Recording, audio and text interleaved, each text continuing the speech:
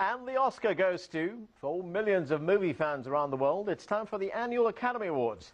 As Hollywood rolls out the red carpet for its best, we look at the internal workings of the industry and its impact around the world. Hello, I'm Arnold Naidu, standing in for Mike Walter, and this is The Heat.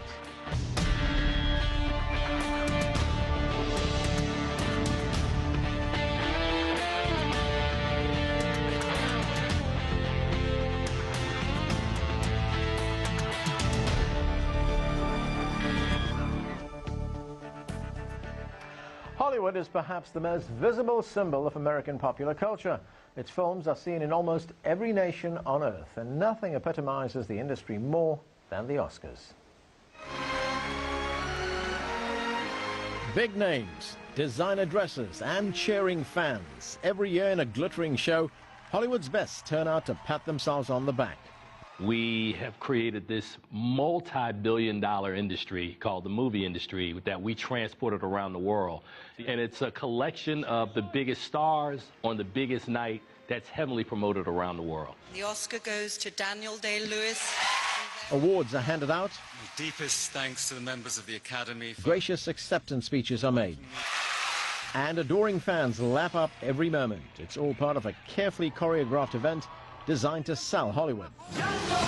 Hundreds of American mainstream films are aggressively marketed and released around the world. US movies now make more money internationally than they do at home. The United States only represents about 35% of the world market. It didn't take them long to figure out that the other 65% they needed to maximize as well. So it makes perfect sense to me that these films would gross more overseas because it's a much larger pool that Hollywood is working from now. In 2011, Hollywood's ticket sales soared to more than $32 billion. Of that, nearly 69%, or $22.4 billion, came from box office receipts around the world. The share from the US market, just over $10 billion. But as Hollywood's influence grows, many say it's destroying local cinema in parts of Europe, Latin America, and Asia. Others say it peddles values and morals at odds with the more traditional beliefs in other nations around the world. So how does Hollywood work? To give us an insider's view, I'm joined now from Los Angeles by stand-up comedian and actor Maz Jobrani. He's starred in successful television shows such as 24 and The West Wing. His film roles include The Interpreter and 13 going on 30. Maz, welcome to the show. Thanks for joining us. Thanks for having me. How are you? Great, thanks. Let me ask you straight off the top. You know, when it comes to the way Hollywood works and how they cast people in movies in Hollywood, is it sort of inevitable that the Middle Eastern guy gets cast as the terrorist? You know, I think that it's just the stories that are being told in general. You know, usually when there's a Middle Easterner in a movie or a TV show coming out of Hollywood, it tends to be a negative part, like a terrorist of some sort. We've seen other parts that do have, that aren't terrorist parts. Like, for example, you mentioned the movie The Interpreter. I played an Arab American Secret Service agent in that, so that was definitely a neat thing to do. And there's been other parts that have come out that are also positive. But for the most part, I think high percentage is terrorists and negative parts. Yeah, I mean, is the day going to come when Maz Jobrani is going to be cast as, say, director of the CIA or chairman of the Joint Chiefs of Staff? Yeah, no, it's possible. I mean, I think that every minority goes through this in Hollywood. I mean, I was just watching a documentary on Bruce Lee, and when he was first starting out in Hollywood, he was cast as the sidekick in, I believe it was the Green Hornet. He was the Kato character, and it wasn't until he went to Hong Kong and started making his movies, and they became world famous, that then he became the leading man. So every minority goes through it. We've seen it with the black actors in Hollywood as well, and I think that we're going through it right now. Middle Easterners are going through it, but eventually, I think once we have writers and directors, people from behind the scenes that are writing stories from a Middle Eastern point of view or a Middle Eastern American point of view, then we will start to see those types of leads. When are we going to see that? Because, the United States seems to be very impervious to outside influences, to outside stories coming to the United States or outside cultural influences coming here. I think one of the problems is that definitely for television, that a lot of the networks are worried whether certain minority backgrounds will translate to the general population. I personally think that it will. I think that it could work. But I think what it takes is, definitely through films we could do that, through independent movies we could do that. And I think it's going to take, some network taking a chance somewhere down the line. Katie Couric wrote a piece maybe a year ago or so saying that we need a Middle Eastern Cosby show.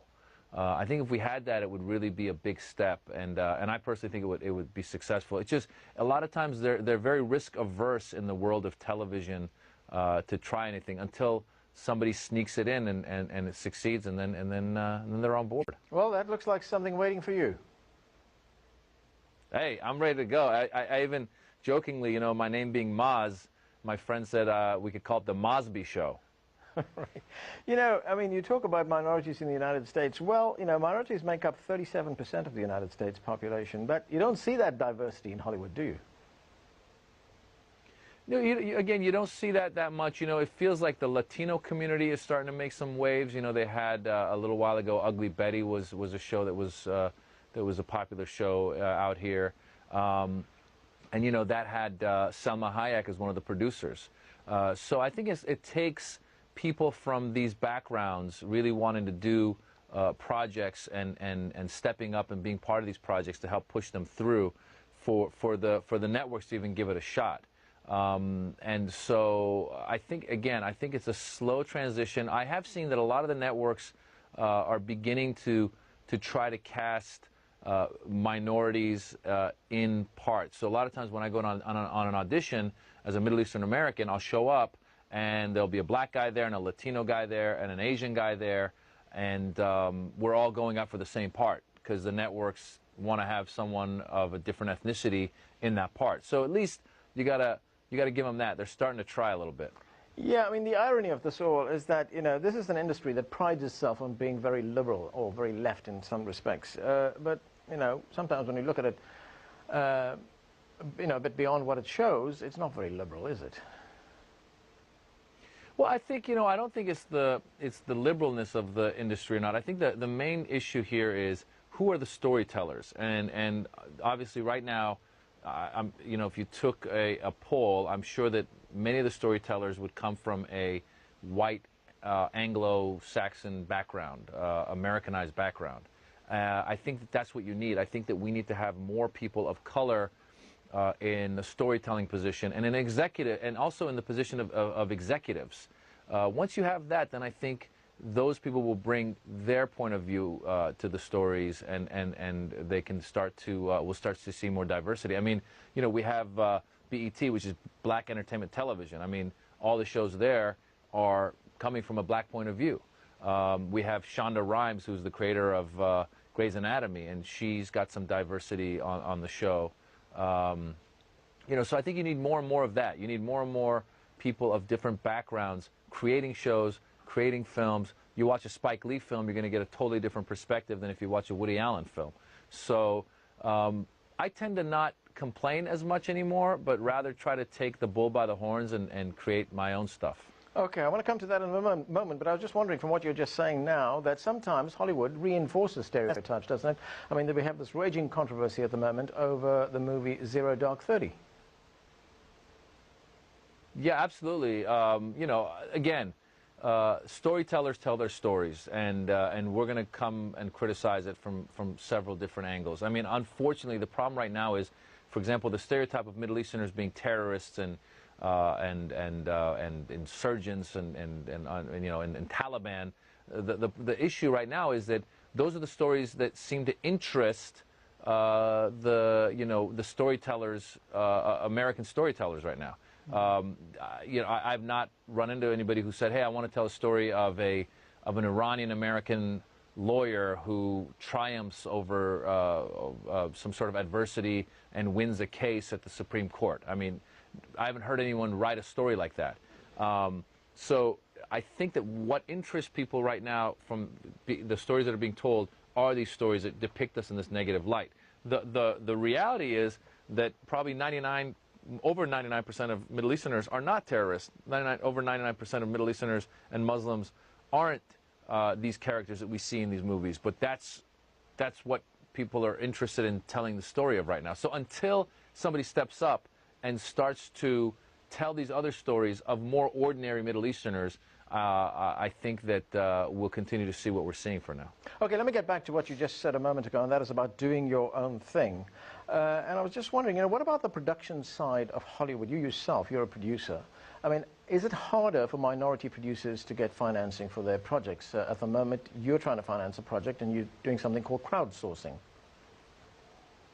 Yeah, again, listen, in the end, Hollywood is a business. It's, and so if I go to a production company and I say I have this idea where the lead character will be a Middle Easterner, they might look at me and say, well, can we change it to Tom Cruise playing the lead character? Because we know that Tom Cruise will draw box office. So that's the issue you run into.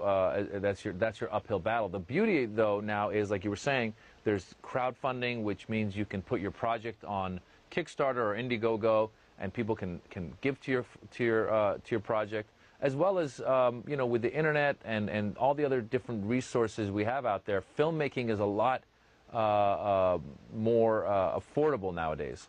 Okay, Mars, we're going to have to leave it there. Thanks for joining us. Thank you. Thanks for having me. Well, that was Maz Jobrani giving us an insider's view. When we come back, we examine the impact of American films around the world. Is Hollywood a global icon or a cultural colonialist? The answers in just a few moments.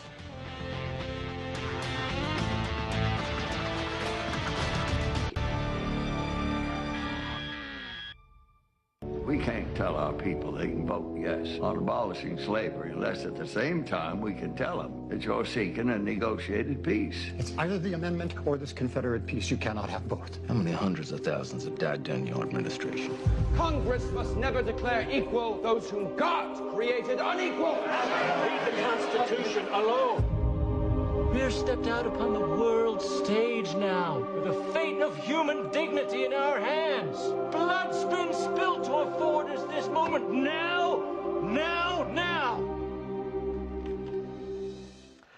Lincoln was one of Hollywood's biggest exports in 2012, a story of the 16th U.S. president trying to persuade Congress to outlaw slavery. Critics say that the film glosses over Abraham Lincoln's many faults and puts him on a pedestal. Accusations of distorting history are not new to Hollywood. As they say in the media industry, never let the facts get in the way of a good story. To discuss that and more, I'm joined now from London by Toby Miller, Professor of Cultural Industries at City University. He's written and edited over 30 books and studies the impact of Hollywood worldwide. Also with us from Hong Kong, Asian-American actor and producer Derek Ting, who wrote, produced and acted in the recent independent feature film Super Capitalist. Welcome to both of you to the show. Toby, let me start with you and a quote from The Economist, which said in a recent piece on the movie industry, and it was referring particularly to the Oscars, and I'm paraphrasing here, it said that the true worth of a movie is no longer decided at the Oscars or indeed in the United States. It's decided by youngsters in countries like Russia, Brazil, and more in China. How did this shift take place? Well, it's a very interesting question with a slightly complicated answer, but I'll be brief. For a long time, Hollywood has actually looked outside its own shores for a major part of its audience. In fact, for most of the last 50 years, more than half its box office revenue has come from beyond North America. But especially now that's important because, as we know, there is a burgeoning middle class with money to spend and a taste, it seems, for Hollywood-style movies around the world. At the same time, DVD sales in particular, which have been extremely lucrative for Hollywood domestically in the last 10 years, are really dropping off. So there's a new middle class audience, there are new places in which to sell films, and the domestic market, although reasonably strong in terms of box office, i.e. going to movie theaters, is dropping off in terms of DVDs, which has been a major source of revenue. Interesting what you say there about DVDs, Toby. In fact, I guess we could attribute that to the fact that there's better streaming technology right now. But let's go to Derek in Hong Kong. Derek, the movie market in China is potentially one of the biggest in the world. In fact, Ernst & Young says that by 2020, China will be the biggest market for American movies. But there are still some pretty tight restrictions there on how many movies can be brought into China, aren't there? Yeah, I mean, there's a quota for the China system, but I think that's, a part of their overall system. They're really trying to monitor growth. Right now, I think the number is 34. So as we see China's film industry expand, we'll see that number go up.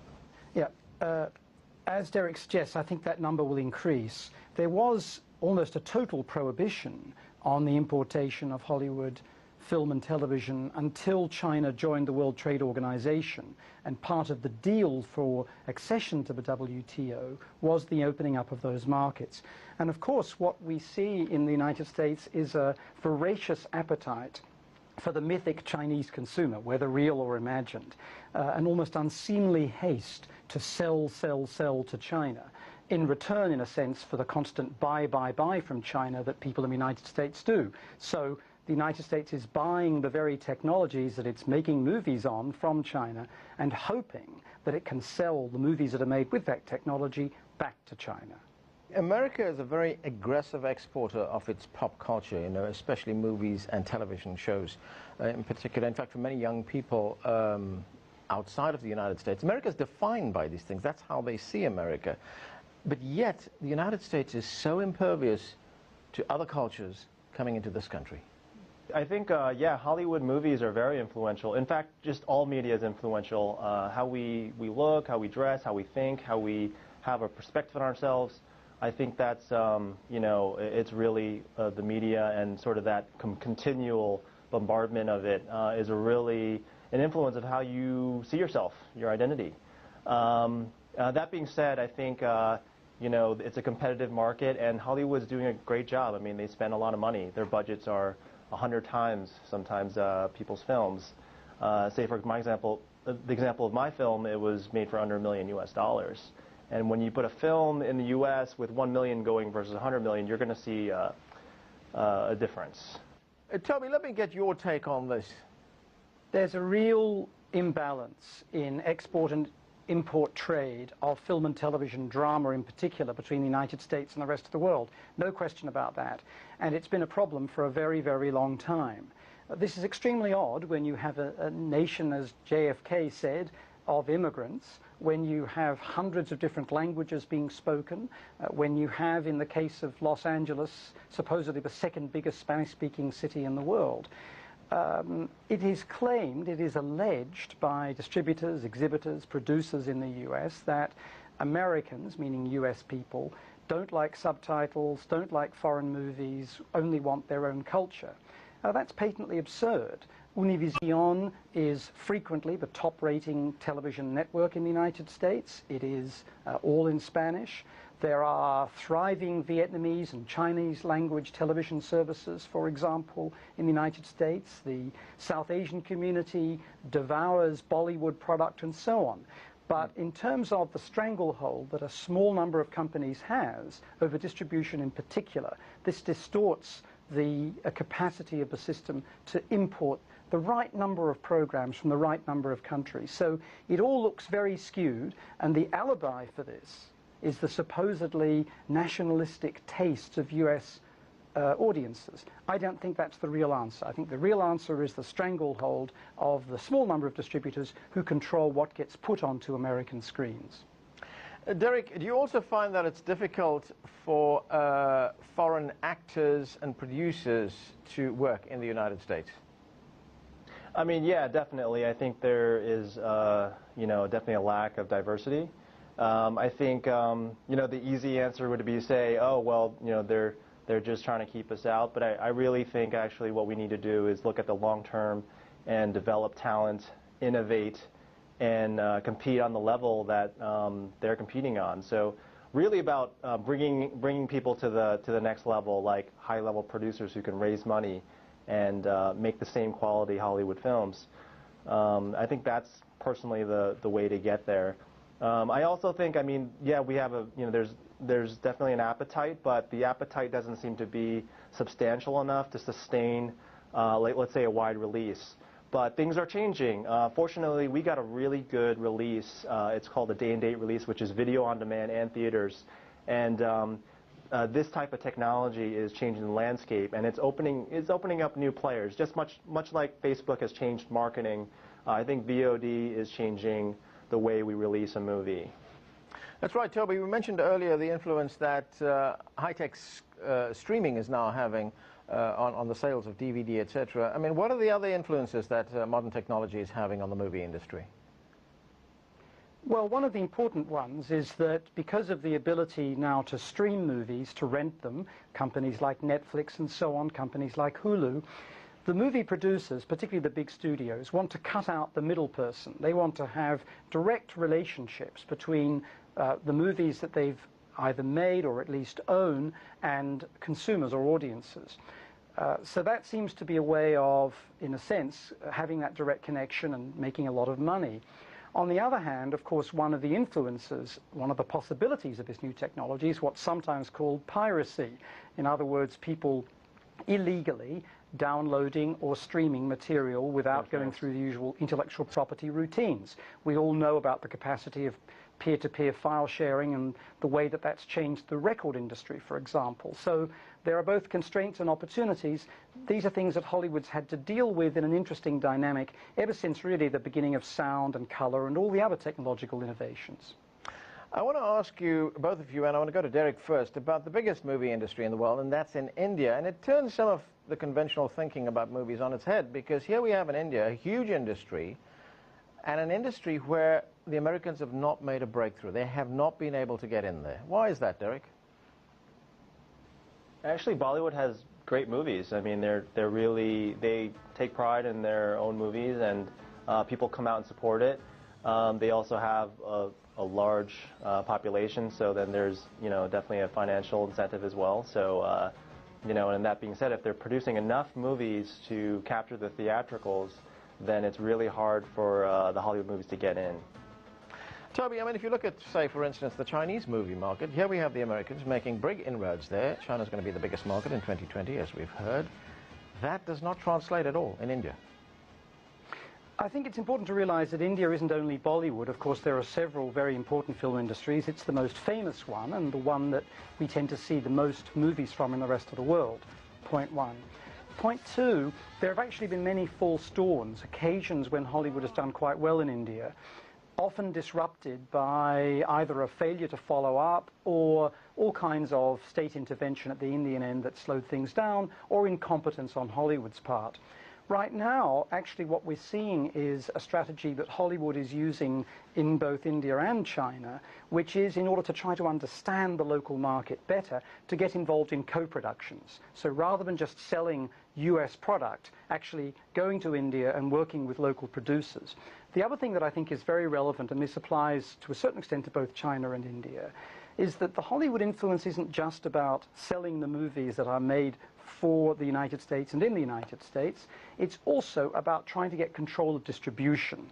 And what Hollywood is very interested in doing is taking the reins of how movies circulate in India. It's doing quite well at that. And finally, there is a controversy in India right now that's been going on really in a rising wave for the last decade of whether or not locally produced movies are changing under Hollywood's influence, by which I mean more sex and more violence. Okay, and I want to have a look at one other influence that it seems the consumers of movies are now having on the producers of movies. And Derek, you may want to address this. Have you found that in China, to some extent, the Chinese audiences or the people who import the movies want to influence the creative process? For instance, I'm looking here at one of the movies that was recently made, Men in Black 3, had to edit out a scene because the Chinese were depicted as bad guys, as the villains in this movie. The making of Red Dawn had to change the villains from Chinese to North Korean. It's, again, I was saying it's the overarching system. I mean, I think they're dealing with 1.4 billion people, and they're managing an economy that's growing at a rapid pace. And so really they're just concerned about sort of influencing the people. And as we said earlier, actually, that media influences identity. If you encourage that too fast, it can create instability in the economy and the government. So I think really that's where they're coming from. That being said, obviously, as a filmmaker, I'm not going to love it because that's not we're changing the artwork. I totally understand the point of view, but then obviously we want our stories told the way we want to tell them. But I think, as China really adapts and grows, it's going to have that, it's going to get to that stage, and what we need to do is foster that, be really supportive. Right. Toby, there also seems to be an influence on the types of movies that Hollywood wants to make right now, because they're very aware of where these movies are being seen. I mean, I found an interesting fact here that Paramount, the big studio, is now not inclined to make comedies because the U.S. sense of humor, say, involving actors like Will Ferrell, they don't translate very well in foreign countries like Russia or China. I think a Hollywood dictum, going back a very long way, is that movies are about action. And whilst there's a long tradition of screwball comedies and nowadays romantic comedies in Hollywood, there's also been a long action-adventure tradition. Why? Well, partly because it makes for good vision. Things happen, people move, planes explode, fires occur, and so on. And partly because it means that you don't have to worry too much about linguistic and cultural differences. Jokes that are very verbal may not translate well. Characters that involve complex development through dialogue, through exchanges of that kind with other people, don't have to be such a difficulty when what you're showing is car chases and bombs and aircraft carriers. So the action-adventure story is a very successful way, historically, both in and outside the United States, of appealing to linguistically and culturally diverse audiences. Also, it's expensive to make, which means it's difficult to compete with. Hollywood has lots of money in those studios, and they manage to put it up on the screen. Take a movie like Skyfall, partly British, partly US film, the latest James Bond movie. Vast amount of money that you can see as a moviegoer on the screen. Very hard to match in terms of action-adventure portrayals made anywhere else. Okay, gentlemen, we're going to have to leave it there for now. Thanks for joining us. Thank you. Thanks, Derek. Thanks, Anand. Nice to meet both of you. And that's it for this edition of The Heat. We'd love to hear from you, so email us your questions and comments to theheat@cctv-america.com. Once again, that's theheat@cctv-america.com. And if you want to catch our program online, you can log on to cctv-america.com. And remember, when the weekend rolls around again, don't forget to tune into The Heat. I'm Anand Naidu in Washington, D.C. Mike Walter will be back next week.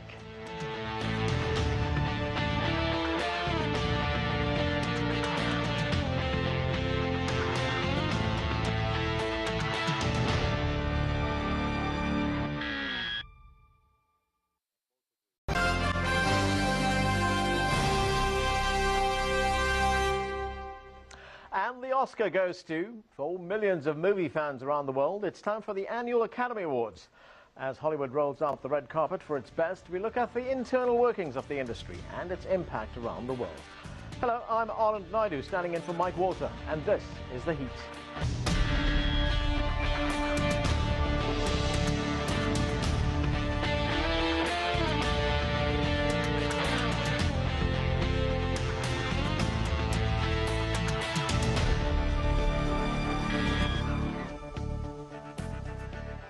Hollywood is perhaps the most visible symbol of American popular culture. Its films are seen in almost every nation on Earth, and nothing epitomizes the industry more than the Oscars.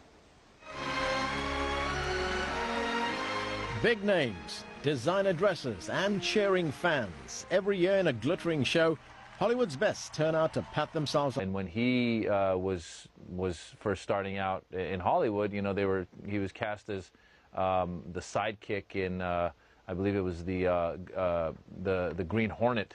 He was a Kato character, and it wasn't until he went to Hong Kong and started making his movies and then became world famous that then he became the leading man. So every minority goes through it. We've seen it with the black actors in Hollywood as well, and I think that we're going through it right now. Middle Easterners are going through it, but eventually, I think once we have writers and directors, people from behind the scenes that are writing stories from a Middle Eastern point of view or a Middle Eastern American point of view, then we will start to see those types of leads. When are we going to see that? Because, the United States seems to be very impervious to outside influences, to outside stories coming to the United States or outside cultural influences coming here.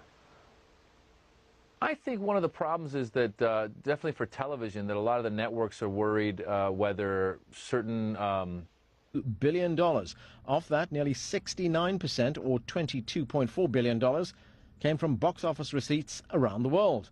The share from the US market, just over $10 billion. But as Hollywood's influence grows, many say it's destroying local cinema in parts of Europe, Latin America and Asia. Others say it peddles values and morals at odds with the more traditional beliefs in other nations around the world. So how does Hollywood work? To give us an insider's view, I'm joined now from Los Angeles by stand-up comedian and actor Maz Jobrani. He's starred in successful television shows such as 24 and The West Wing. His film roles include The Interpreter and 13 Going on 30. Maz, welcome to the show. Thanks for joining us.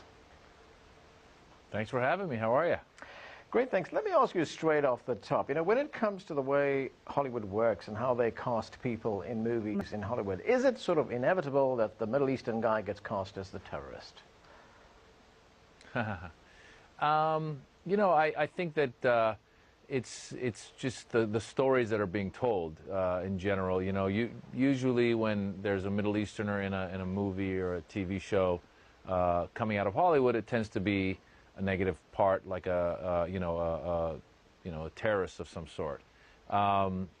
We've seen other parts that do have, that aren't terrorist parts. Like, for example, you mentioned the movie The Interpreter. I played an Arab American Secret Service agent in that, so that was definitely a neat thing to do. And there's been other parts that have come out that are also positive, but for the most part, I think high percentage is terrorists and negative parts. Yeah, I mean, is the day going to come when Maz Jobrani is going to be cast as, say, director of the CIA or chairman of the Joint Chiefs of Staff?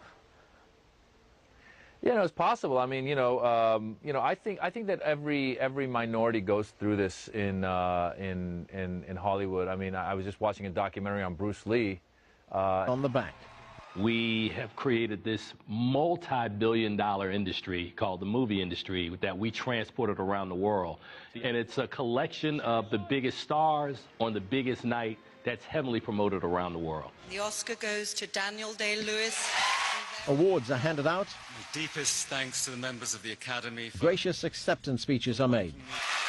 And adoring fans lap up every moment. It's all part of a carefully choreographed event designed to sell Hollywood. Hundreds of American mainstream films are aggressively marketed and released around the world. US movies now make more money internationally than they do at home. The United States only represents about 35% of the world market. It didn't take them long to figure out that the other 65% they needed to maximize as well. So it makes perfect sense to me that these films would gross more overseas because it's a much larger pool that Hollywood is working from now. In 2011, Hollywood's ticket sales soared to more than 32